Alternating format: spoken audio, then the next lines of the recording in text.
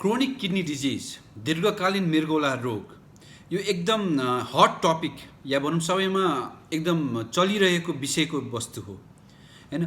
किन मेरो मृगौला किन बिग्रिन्छ, मृगौला दीर्घकालीन मृगौला रोग लागेको कारण के हो, यही विषय वस्तुलाई भनौँ न मिलाएर आजको यो टपिक या विषयमा कुरा गर्दैछु। म तपाईहरुकै डाक्टर अर्चन शमशेर राणा, एउटा मृगौला रोग विशेषज्ञ, मार्क इन्टरनेसनल किडनी सेन्टरको सञ्चालक तथा स्वस्थ मृगौला स्वस्थ जीवन अभियानको अभियन्ता। हाम्रो यो अभियान खाली मृगौला रोग लागिसकेपछि त्यसको उपचारमा बढी फोकस मात्र हुन्छन्। अहिलेको भनौँ अहिलेको परिवेशमा त्यस्तो मात्र चलन छ। तर हाम्रो यो अभियान चाहिँ रोग लाग्न नदिनलाई के गर्नुपर्छ त, मृगौला रोगबाट कसरी बच्न सकिन्छ, मृगौला रोग लाग्न नदिनको लागि भनेर चाहिँ हाम्रो यो अभियान सुरु गरेका छौँ।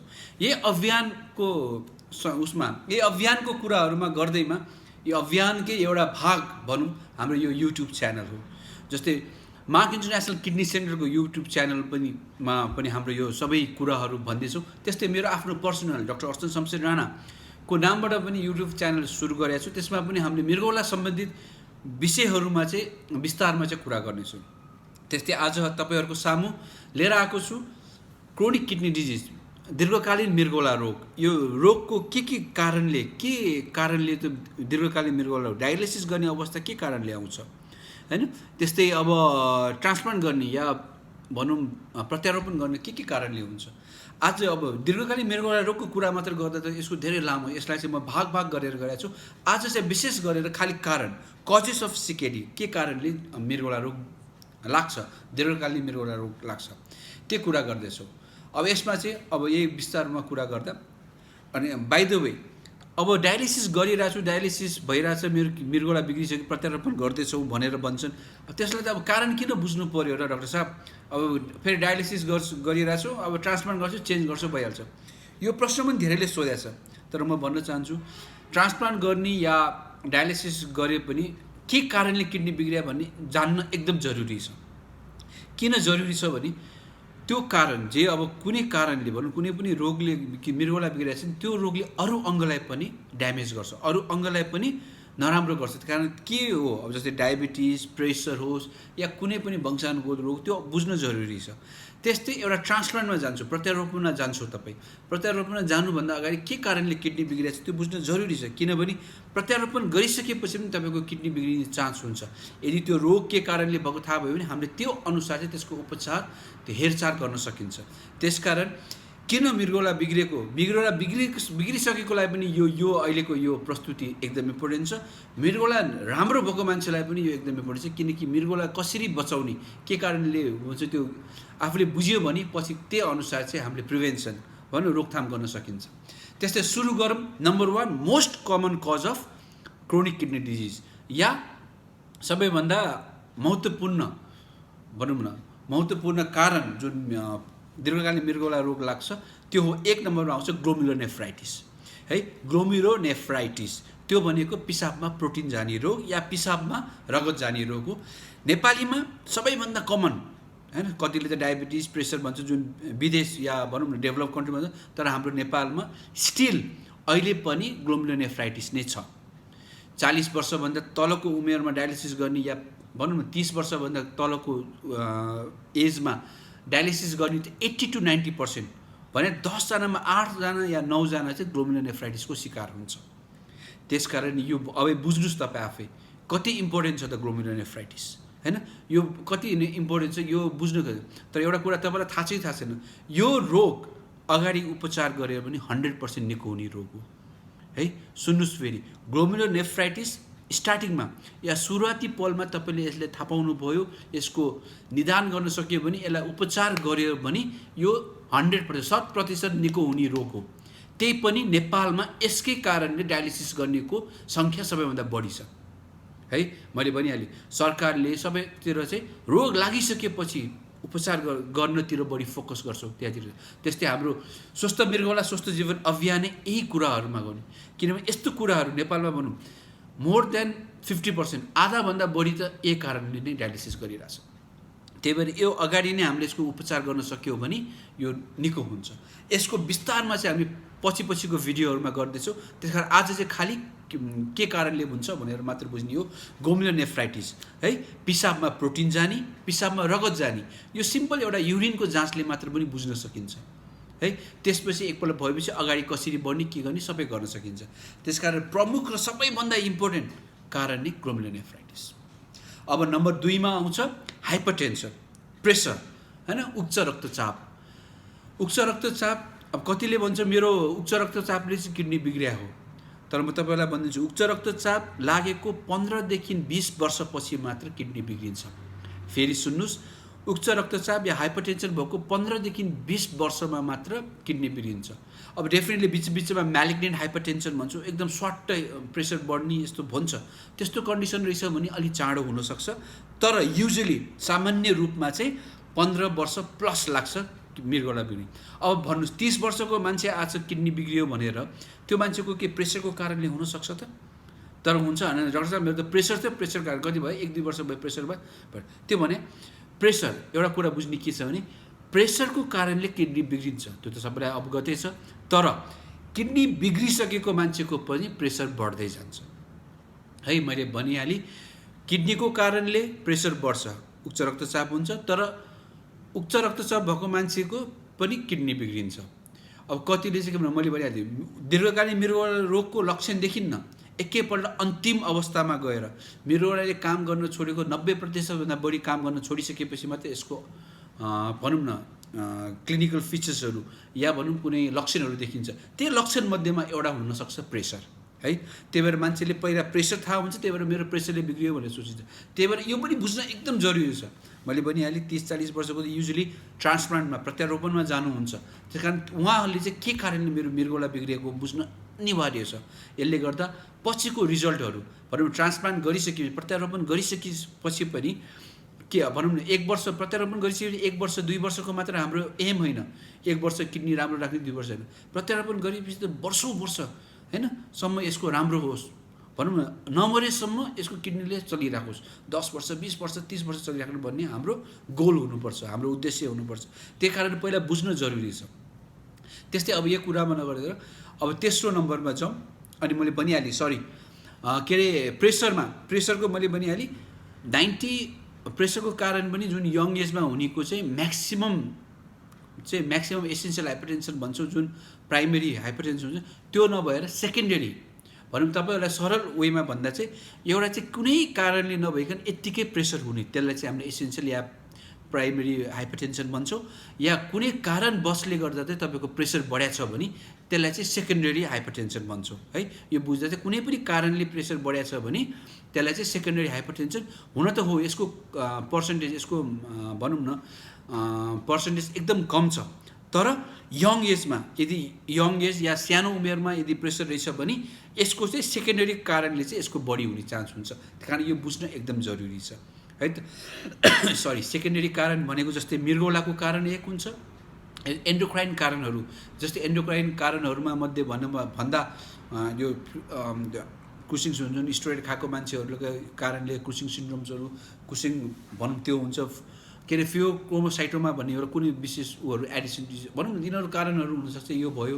त्यस्तै ओबेसिटी भनौँ एल्कोहल यिनीहरू सबै अब प्रेग्नेन्सीमा हुनसक्छ, कोइटस यो जुन रगतको नलीहरूको कारणहरूले हुनसक्छ, यिनीहरू चाहिँ हुनसक्छ। त्यही कारण यिनीहरू चाहिँ जुन जान्न के कारणले प्रेसर बढाएको छ त्यो बुझ्नु चाहिँ जरुरी छ। र मैले भनिहालेँ प्रेसरको कारणले यङ एजमा किडनी बिग्रिने चान्स एकदम झिनो छ है। अब तेस्रो नम्बरको कारणमा आउँछ डायबिटिस या मधुमेह सुगर हो। डेभलप कन्ट्रीमा हैन, डेभलप कन्ट्रीमा या हाम्रो नेपालको पनि सहरी भेगहरूमा चाहिँ डायबिटिसको कारणले चाहिँ किडनी बिग्रिनुको सङ्ख्या बढी छ है। त्यस कारण यो बुझ्नुहोस् 60 वर्षभन्दा माथिको उमेरको चाहिँ युजुअली कारण चाहिँ हाम्रो डायबिटिस भन्छौँ। त्यस्तै अघि मैले भनिहालेँ 40 वर्ष 30 वर्षको कममा चाहिँ ग्लोमेरुलोनेफ्राइटिस नै प्रमुख कारण बढी हुने चान्स बढी हुन्छ। त्यस्तै 60 वर्ष माथिको चाहिँ डायबिटिसको कारण बढी हुन्छ। अब डायबिटिसको कारण डायबिटिसले पनि 10 वर्षदेखि बढी लाग्छ, 10 देखि 15 वर्ष लाग्छ त्यसले गरेर पछि किडनी बिगार्न। त्यसकारण डायबिटिस मान्छेले पनि समय समयमा चाहिँ स्वास्थ्य परीक्षण गरिराख्ने, सुगरको लेभल कन्ट्रोलमा राख्ने, त्यसले मृगौलालाई क्षति गरेछ कि छैन, आँखा मुटुहरूमा क्षति गरेछ कि छैन त्यो जान्ने, त्यो गरेर सबै चेक गरिरहेछ भने मृगौलालाई पछि डायलिसिस गर्ने अवस्था या दीर्घकालीन मृगौलामा रोगकोमा प्रवेश हुने चाहिँ हुँदैन। त्यसकारण तपाईँले बुझ्नु पर्यो, हरेक डायबिटिज भएको मान्छे, हरेक सुगर लागेको मान्छेको मृगौला बिग्रिन्छ भन्ने हुँदैन, तर 1/3 भने 33% को चाहिँ बिग्रिने गर्छ। तर मृगौला बिग्रिने भन्नासाथ हरेक मृगौला बिग्रेको भनेको डायलिसिस गर्ने या ट्रान्सप्लान्ट गर्ने हुँदैन। यसको पनि स्टेजहरू, चरणहरू हुन्छ। 1 देखि 5 नम्बरको चरण हुन्छ। यो कुनै पनि चरणमा जान सक्छ। भनौँ स्टेज 1, स्टेज 2 या चरण 1, चरण 2 मा भए पनि उहाँहरूले चाहिँ डायलिसिस नगरे औषधिको खाली औषधि मात्र खाएर पनि भनौँ जीवन निर्वाह गर्न सकिन्छ। त्यस कारण त्यो बुझ्न एकदम जरुरी छ। अलिकति क्रिएटिन अलिकति हाई हुनसाथ एकदम टेन्सन लिएर डायलिसिस गर्नुभयो भने एउटा मानसिक समस्या या भनौँ न त्यतातिर पनि समस्याहरू, त्यहाँ डिप्रेसनतिर जाने पनि हुन्छ। त्यस कारण पहिला सबै कुराहरू बुझ्नु चाहिँ एकदम जरुरी छ है। मृगौला रोग लाग्यो भन्दामा डायलिसिस र ट्रान्सप्लान्ट मात्र होइन, मृगौला रोगबाट औषधि खाएर मात्र पनि तपाईको कन्ट्रोलमा राख्न सक्छ। कतिले औषधि नखाएर खाली खानेकुरा, डिसिप्लिन, एक्सर्साइजहरू भनौँ न, पानीहरू, यिनीहरूले मात्र पनि ठिक पार्न भनौँ न कन्ट्रोलमा राख्न सकिन्छ। त्यस कारण यो बुझ्न जरुरी छ के कारणले भनेर मैले भनिहालेँ। डायबिटिज हाम्रो प्रमुख कारण, तेस्रो नम्बरमा हामीले प्रमुख कारणको तेस्रो नम्बरमा राखेका छौँ। त्यही कारण डायबिटिज पनि एकदम इम्पोर्टेन्ट छ। डायबिटिज कन्ट्रोलमा राख्यो भने, अघि मैले भनिहालेँ, यदि डायबिटिज तपाईँले कन्ट्रोलमा राख्यो भने वर्षौँ वर्ष तपाईँको किडनी बिग्रिन्न है। 33% भने हो, 1/3 किडनी बिग्रेला, तर 2/3 त बिग्रिन्न नि। त्यही कारण 2/3 पर्नको लागि चाहिँ तपाईँले के गर्ने त? एक चाहिँ सुगर, तपाईँको डायबिटिज भनौँ न, सुगर तपाईँले रेगुलर हैन नियमित चेकअप गरेर त्यो कन्ट्रोलमा राख्नु पर्यो। दोस्रो नम्बर औषधि सेवन जुन गरिराख्नु भएको छ त्यो नियमित खाने, र तेस्रो एक्सर्साइज हैन, डिसिप्लिन भन्छु, एक्सर्साइजहरू गर्ने। यिनीहरू सबै तपाईँले कन्ट्रोलमा राख्न सक्नुभयो भने तपाईँको डायबिटिजले, इभन प्रेसर, हाई प्रेसर पनि तपाईँले औषधि खायो, एक्सर्साइज गर्यो, मुख बाऱ्यो भने, त्यो सबै कन्ट्रोल गर्यो भने तपाईँको पछि गएर मृगौला बिग्रिन्न। त्यसकारण मैले भनिहालेँ यो 3टा कारण, यो 3टा कारणले 60-70 भनौँ 80% नेपालीहरूलाई चाहिँ यो 3टा कारणले चाहिँ डायलिसिस गर्ने अवस्थामा आछ। यो 3टा कारण म फेरि भन्छु। 1 नम्बरमा ग्लोमेरुलोनेफ्राइटिस, पिसाबमा प्रोटिन जाने रोग।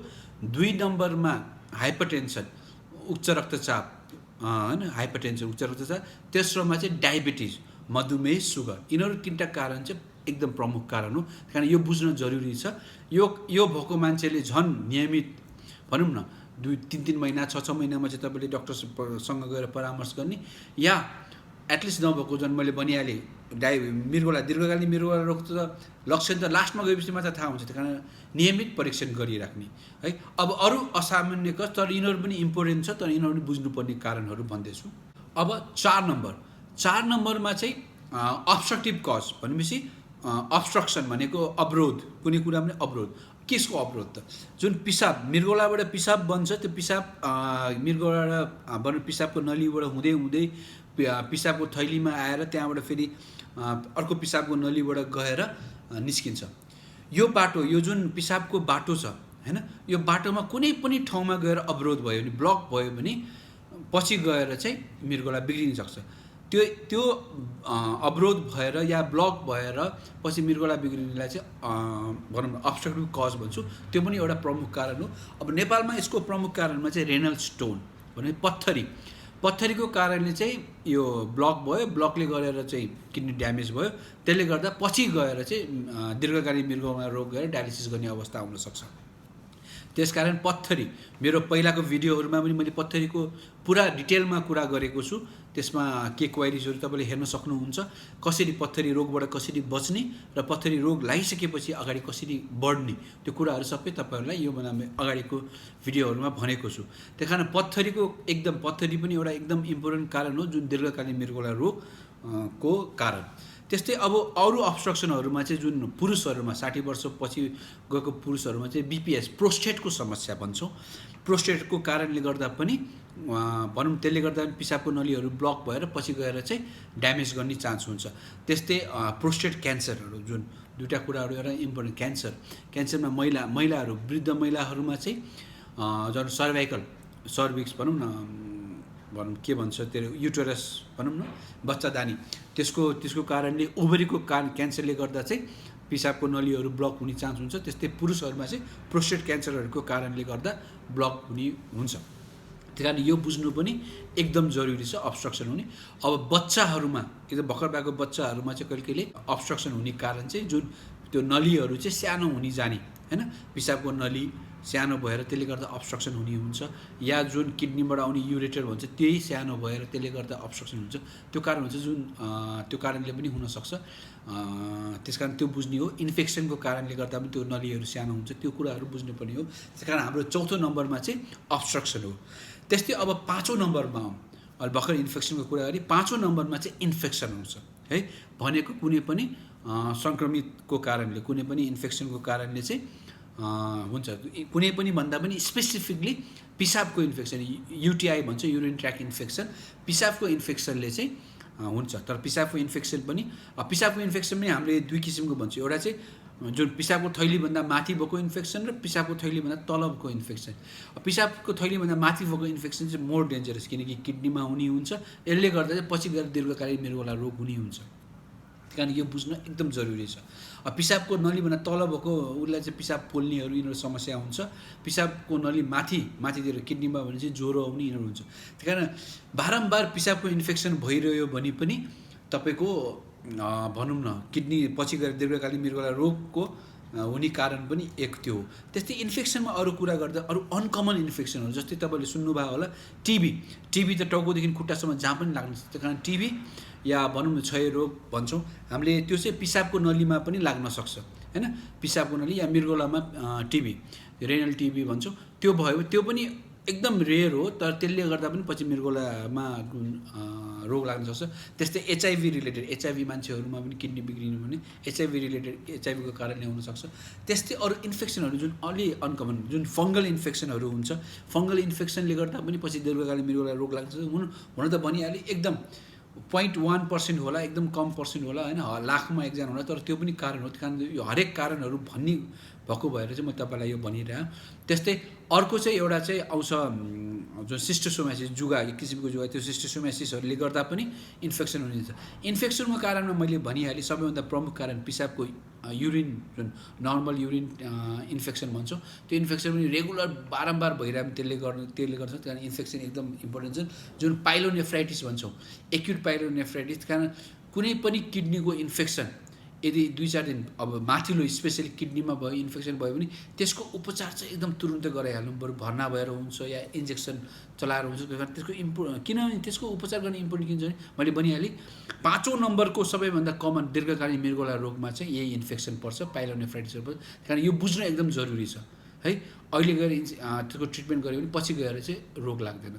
त्यही कारण पाँचौँ नम्बरमा तपाईँलाई मैले भनिहालेँ इन्फेक्सन। अब 6 नम्बरमा आयो हाम्रो कन्जिनाइटल या जेनेटिक कन्जिनाइटल भनौँ या हेरिडिटरी भन्छौँ। यो भनेको के त, जन्मजात हैन या वंशानुगतमा कुरा गरौँ। पहिला वंशानुगत भने जेनेटिकहरू, फ्यामिलियर भनौँ, बाउ आमालाई पनि भएको थियो, बाउ आमाको कोलाई भएको थियो भने चाहिँ वंशमा चल्दै आउनेलाई वंशानुगत भन्छ। त्यसमा सबैभन्दा नम्बर 1मा आउँछ पोलिसिस्टिक किडनी डिजिज हैन, एडिपिकेडी भन्छ। पोलिसिस्टिक किडनी डिजिज भने मृगौलामा पानी फोकाहरू आएको डिजिजहरूलाई या रोगलाई चाहिँ पोलिसिस्टिक किडनी डिजिज भन्छौँ।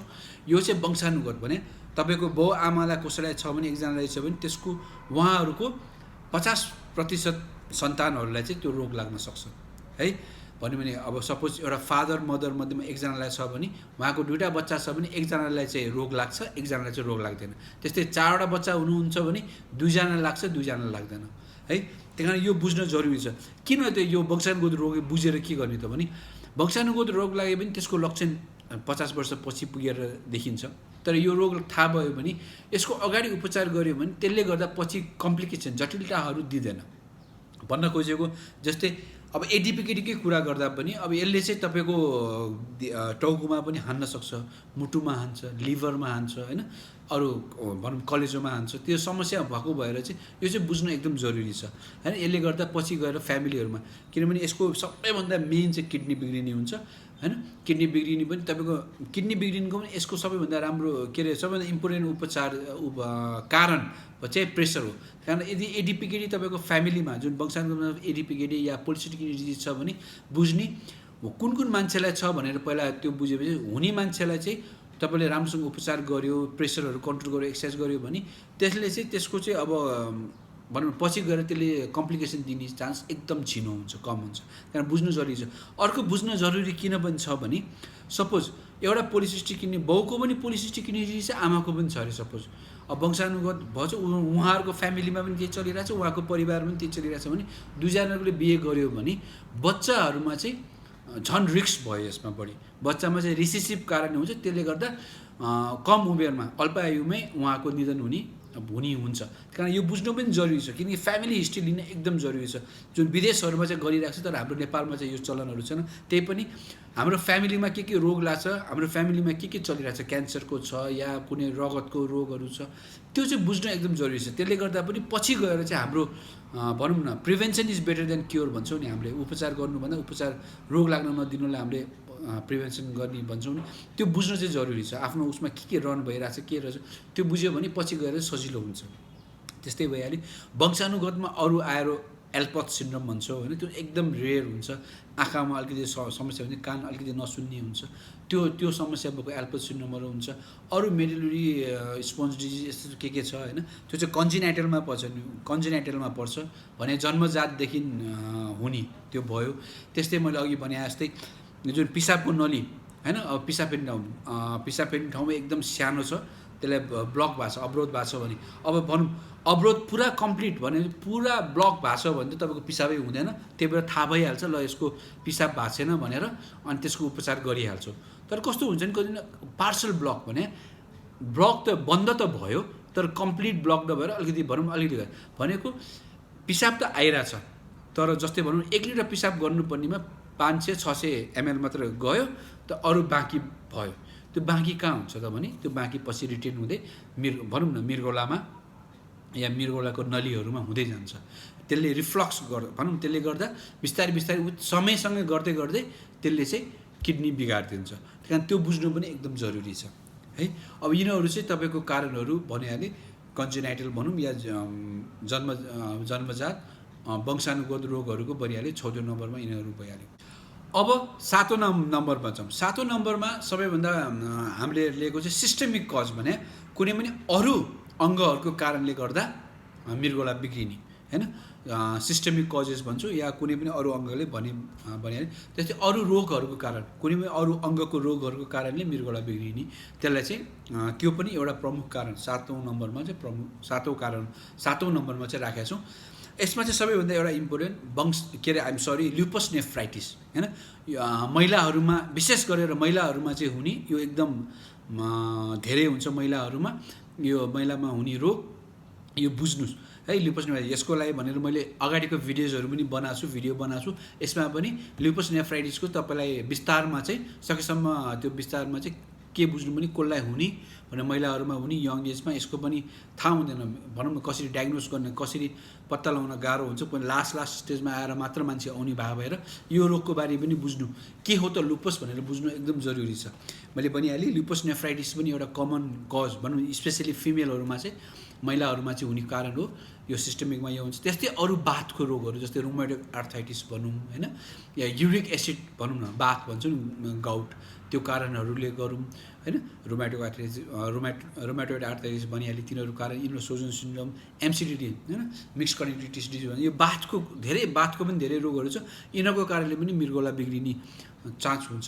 त्यस्तै अरू जस्तै सिस्टमिकमा क्यान्सरहरूको जुन हामीले मल्टिपल माइलोमाहरू भन्छौँ, एमोलोइडोसिस होइन, जुन एमोलोइड फर्म गर्ने भनौँ, या त्यसमा सबैभन्दा हामीले बुझेको मल्टिपल माइलोमा भन्ने एउटा रगतको क्यान्सर हुन्छ। त्यो कारणले गर्दा पनि तपाईँको मृगौलाहरू बिग्रिने चान्सहरू होइन। अब यसमा चाहिँ अर्को आयो तपाईँको, मैले भनिहालेँ एउटा चाहिँ सबैभन्दा ल्युपस सबभन्दा इम्पोर्टेन्ट कारण। त्यस्तै अरू रुमेटोइड आर्थराइटिस यिनीहरू हुन्छ। हेमाटोलोजीमा चाहिँ मल्टिपल माइलोमा भनिहालेँ। अर्को चाहिँ भ्यास्कुलाइटिस भन्छौँ होइन। भ्यास्कुलाइटिस भनेको चाहिँ रगतको नलीहरूको चाहिँ इन्फेक्सन या इन्फ्लामेसन भनौँ न। रगतको नलीहरू भनौँ न, मुटुदेखि पास हुने जुन रगतको नली, ठुलो रगतको नली, सानो रगतको नली, त्यो सबैमा चाहिँ यदि कुनै समस्या भएको छ होइन, इन्फ्लामेसन, त्यसको इन्फेक्सन भएको छ, इन्फ्लामेसन भएको छ भनौँ न, त्यसको समस्या भएको छ भने त्यसले गर्दा पनि मृगौलामा हुन्छ। जस्तै सिएनका पिएनका पोजिटिभ हुन्छ, जुन हामीले रेनल लिमिटेड भ्यास्कुलाइटिसहरू भन्छौँ होइन। तिनीहरू चाहिँ एकदम इम्पोर्टेन्ट छ। त्यही कारण त्यो बुझ्नुहोस्। खुट्टाहरूमा चाहिँ रातो दागहरू देखिने भनौँ न, स्पटहरू दागहरू देखिने हुन्छ। त्यो कारणहरूले पिसाबमा रगत जाने यिनीहरू कारण देखिन्छ यो भ्यास्कुलाइटिसमा। त्यही कारण यो पनि बुझ्नु जरुरी छ कि भ्यास्कुलाइटिस भएको मान्छेलाई त्यसले गर्दा पनि पछि गएर किडनी बिग्रिन सक्छ। त्यही कारण मैले भन्नु खोजेँ यो रोग लागिसकेपछि सबैलाई हुने भन्ने होइन, त्यो रोग लागेको मान्छेले पनि कम्तीमा वर्षमा चाहिँ आफ्नो मृगौलाको पनि जाँचहरू गरिरह्यो भने पछि गएर चाहिँ अरू भनौँ न दीर्घकालीन मृगौला रोगमा चाहिँ परिवर्तन हुँदैन। त्यही कारण त्यसबाट पनि बच्नु। अहिलेदेखि यस्तो रोग लागेको मान्छेहरू या भनौँ न यो समस्याहरू भ्यास्कुलाइटिस भने, किन भ्यास्कुलाइटिस यो लुपसहरू भनेको चाहिँ एकपल्ट लागिसकेपछि जिन्दगीभर भइराख्ने कुराहरू हो। त्यस कारण यस्तो कुराहरूमा चाहिँ हामीले पछि गएर त्यसले समस्या दिएर जटिलता सिभिरिटी भनौँ न एकदम गाह्रो भइसकेपछि त्यसको उपचार गर्नुभन्दा पनि अगाडि बुझ्यो त्यसबाट अगाडि बढ्न सक्यो भने सबैभन्दा राम्रो हुन्छ। अब 8औं नम्बरमा अर्को एकदम इम्पोर्टेन्ट छ। 8औं नम्बरमा आउँछ ड्रग भने औषधिको कारण है। एनाल्जेसिक नेफ्रोप्याथी NSAIDs इन्ड्युस भन्छौँ। यो भनेको चाहिँ जुन हामीले जुन अलि दुखाइ पेन किलरहरू भनौँ न, पेन किलर दुखाइको औषधि खाएर मृगौला बिग्रिन्छ भनेर सुनिरहेछौँ नि, हो त्यो सत्य हो। मृगौलाको जथाभावी औषधिहरू खायो हैन, जस्तै इभन सिम्पल सिटामोल फ्लेक्सन भन्छौँ न, फ्लेक्सनहरू खाइरहेको हुन्छौँ, यिनीहरू खाएर पनि मृगौलामा समस्या हुन सक्छ है। त्यही कारण यो बुझ्नु जरुरी छ, डक्टर्सको प्रेस्क्रिप्सन र परामर्श बिना कुनै पनि औषधि नखानुस् है। त्यो चाहिँ एकदम औषधिको मेरो के भएको छ टाउको दुखाएको छ खाऊँ भनेर त्यो नगर्ने, त्यसले गर्दा पछि गएर दीर्घकालीन मृगौला रोग लाग्न सक्छ। त्यही कारण पेन किलर्सहरू एकदम इम्पोर्टेन्ट छ है। पेन किलर्सले गर्दा भनौँ न दुखाइको औषधिले गर्दा मृगौला बिग्रिने चान्स हुन्छ। त्यस्तै अरू औषधि यिनीहरूमा अरू औषधिहरूमा भन्छौँ पोइजनहरू टक्सिनहरू भन्छौँ हैन, जस्तै बरु सुसाइडल केस होस् या कुनै एक्सिडेन्टली हामीले बिखहरू खाइरहेको हुन्छौँ हैन, त्यसले गर्दा पनि हाम्रो मृगौलामा गएर असर गर्ने हुन्छ। धेरै जस्तो अब त्यो अब भनौँ सर्भाइभ भयो त्यो भयो भने त राम्रो हुँदै जान्छ हैन। कोहीको चाहिँ त्यसले गर्दा चाहिँ दीर्घकालीन मृगौला रोगमा चाहिँ परिणत गर्न सक्छ। त्यो पनि एकदम प्रमुख कारण होइन तर यसले गर्दा पनि हुनसक्छ है। त्यही यो बुझ्नु पनि जरुरी छ। जस्तै हामीले भन्छौँ एक्सरेमा यो जुन एक्सरे गर्छौँ, सिटी स्क्यान गर्छौँ, IVU गर्छौँ, त्यसमा चाहिँ हामीले डाईहरू युज गर्छौँ हैन, औषधि हालेर युज गर्छौँ, त्यसले गर्दा पनि मृगौला रोग लाग्न मृगौलामा क्षति गर्न सक्छ है। कारण कन्ट्रास्ट इन्ड्युस भनौँ न, यसले गर्दा चाहिँ क्षणिक हुन्छ। यदि त्यसलाई चाहिँ भनौँ दीर्घकालीन अलिकति रोग पहिलादेखि मृगौला अलिकति शक्ति भनौँ न अलिकति दुर्बल थियो भने त्यसले गरेर पछि गएर झन् त्यसलाई चाहिँ दीर्घकालीन मृगौला रोगमा परिणत गर्न सक्छ। कारण यो बुझ्नु पनि एकदम जरुरी छ है। त्यही कारण औषधि एनाल्जेसिक जुनै पनि पेन किलरहरू खायो यिनीहरूले गर्दा पनि मृगौला बिग्रिन सक्छ, स्पेसियल भनौँ न टक्सिनहरू। अर्को एउटा चाहिँ सुनिन्छ नि बारुला जुन पहाडको मान्छेहरूले बारुलाले टोकेर भनौँ न पुरा शरीरमा टोकेर चाहिँ लिभर या किडनी बिग्रियो भनेर उहाँहरू आउनुहुन्छ, 2-4वटा डायलिसिस गर्ने या कहिले 5-10वटा डायलिसिस गर्यो भने त्यो निको हुन्छ। तर त्यसमा पनि कोही मान्छेको चाहिँ त्यसले गर्दा दीर्घकालीन मृगौला रोग चाहिँ भइरहेको हुन्छ है। त्यही कारण यो कारण मैले आफ्नो यो भनौँ न क्यारियर भनौँ न यो मृगौला रोग उसमा मृगौला विषयमा लाग्न थालेको 15 वर्ष जति भइसक्यो। यो उसमा आफूले देखेको एक्सपिरियन्सहरूको कुराहरू कारणहरूले गर्दा नेपालको कन्टेक्स्टमा, किनभने हामीले किताबहरूमा पढ्ने न्युजमा सुन्ने विदेशीहरूको के कारणले बिग्रिनु भन्दा पनि हाम्रो नेपालमा चाहिँ के कारणले बिग्रिएको छ त्यो कारणहरूको चाहिँ त्योहरूमा एड गरेर मैले आफ्नो देखेको कुराहरू चाहिँ तपाईँहरूको सामु लिइरहेको छु। जस्तै च्याउ खाएर मसरुम भनौँ न, च्याउले गर्दा पनि लिभर बिग्रिएर भनौँ न कतिको त अहिले पनि लेटेस्ट सुनिरहेको हुन्छौँ च्याउ खाएर मान्छे मर्यो भनौँ न त्यस्तो मान्छेको पनि कहिले युजली च्याउले चाहिँ गएर लिभर कलेजोलाई ड्यामेज गर्छ। तर कोहीको चाहिँ 1-2जनाको चाहिँ मैले त्यसले गएर पछि दीर्घकालीन मृगौला रोगमा पनि परिणत भएको देखेको छु। त्यही कारण यस्तो जुन पोइजनहरू हुन्छ होइन पोइजनहरू यिनीहरूले गर्दा पनि बिखहरू यिनीहरूले गर्दा पनि मृगौलामा असर गर्छ। यिनीहरू 8वटा यिनीहरू भइहाल्यो। अब 9 नम्बर अदर्स, यिनीहरू बाहेक अरू के कारणले चाहिँ तपाईँको किडनी बिग्रिन्छ त। जस्तै अब ट्रोमा भन्छु म भनेको कुनै पनि एक्सिडेन्ट पर्यो होइन, केही पनि कारणले चाहिँ तपाईँको किडनी दुइटै ड्यामेज भयो भनौँ एक्सिडेन्टमा गएर तहसम्म त्यस्तो पनि हुनसक्छ। कहिले चाहिँ कस्तो भने ब्ल्याडर इन्जुरी भएर त्यसले गर्दा पछि गएर रिफ्लक्स भएर हुन्छ। अरू भन्दा एक्सिडेन्टमै भनौँ न तपाईँको दुईवटा पिसाबको नली त्यो दुइटामा पिसाबको नलीहरू काटियो या त्यसलाई इन्जोर भएर छिन्यो भन्यो भने त्यसले हुन्छ। त्यस्तै आइट्रोजेनिक भन्छौँ। कहिले कहिले सुन्नुभयो होला अपरेसन गर्दा पनि कस्तो हुन्छ नि, स्पेसली पाठेघर निकाल्दा पनि त्यसको नजिक नजिक युरेटरहरू हुन्छ, त्यसले थ्रु इन्जुरी हुने हुन्छ। त्यो पनि एकदम कमन लेस लाग्यो। स्पेसली एउटा मात्र किडनी भएको मान्छेहरू हुन्छ, कोही कोहीले एउटा किडनी दान दिएछ, कोही कोहीले पत्थरीको कारणले एउटा किडनी निकाल्नु परेछ भने एउटा मात्र किडनी भएको मान्छेले झन् विशेष गरेर ध्यान दिनुपर्छ। त्यो कारणहरूले पनि हुन्छ। अर्को एउटा चाहिँ के भने यो हाम्रो नेपालमा जुन किसान दाजुभाइहरू हुनुहुन्छ उहाँले जुन फर्टिलाइजरहरू युज गर्छ, जुन त्यो जुन धानहरू या खेतहरूमा जब हामीले फर्टिलाइजरहरू युज गर्छौँ नि, जुन युरिया फर्टिलाइजर के फर्टिलाइजर भन्छौँ, त्यस्तो फर्टिलाइजर कुनै त्यो फर्टिलाइजरले गर्दा पनि दीर्घकालीनमा मृगौला रोग भएको मान्छे देखेको छु।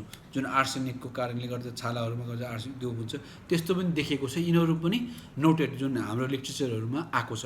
कारण यो बुझ्न पनि जरुरी छ।